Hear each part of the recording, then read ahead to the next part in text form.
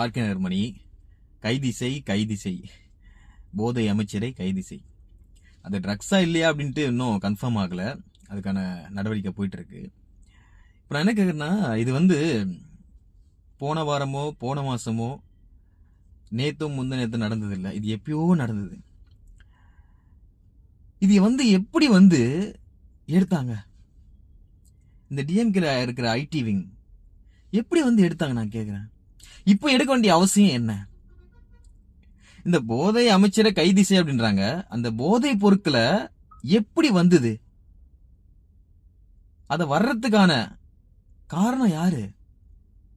அப்ப அவங்களையும் கைது செய்யணும் இல்லையா? அந்த போதை பொருட்களை இப்படி பரவதற்கு காரணம் அலட்சியமா இருந்த அரசியல்வாதிகளை கைது பண்ணுமா இல்லையா?